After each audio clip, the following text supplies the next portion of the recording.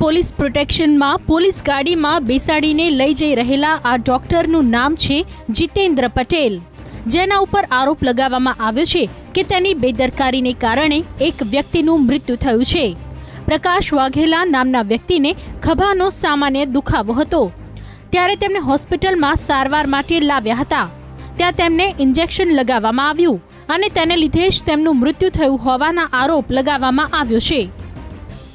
સીધો દવાખાને ગયો તો મારા ભાઈ પર તો 4-5 ડોક્ટરો ચડી પડેલા અને એ લોકો એવું મારા ભાભી એવું કીધું કે ઇન્જેક્શન આપ્યું ને તરત જ ઊભા થઈને પડ્યા। બસ એ પડ્યા પછી એ લોકો તો બધું છાતી દબાવવાનું આ તે ને મેં લોકોને બહુ રિક્વેસ્ટ કરી, મેં કહ્યું તમે લોકો અહીંયાથી તમારાથી નહીં થાય તો બીજા લઈ ચલો પણ એ લોકો નહીં સાંભળ્યા। પછી એ લોકોને થઈ ગયું કે હવે કંઈ કાબૂમાં નથી રહ્યું, સમજો।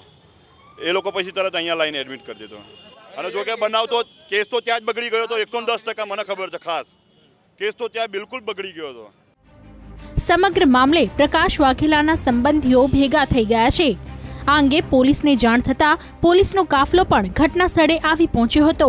સમગ્ર ઘટનાની તપાસ કરતા પ્રકાશ વાઘેલાના પીએમ રિપોર્ટ બાદ ફરિયાદ દાખલ કરવામાં આવશે।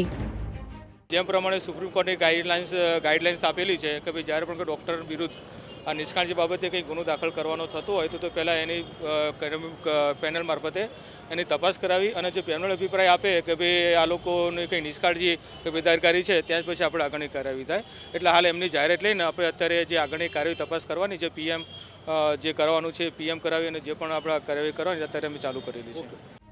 હવે સવાલ એ ઊભો થાય છે કે પ્રકાશભાઈનું મોત ખરેખર ડોક્ટરની બેદરકારીને કારણે થયું છે કે પછી અન્ય કોઈ કારણ છે, તે તો પોલીસ તપાસ બાદ જ ખ્યાલ આવશે। પરંતુ ડોક્ટરની ભૂલને કારણે હાલ પરિવારને સહન કરવાનો વારો આવ્યો છે। નવીન ઝા, સંદેશ ન્યૂઝ, અમદાવાદ।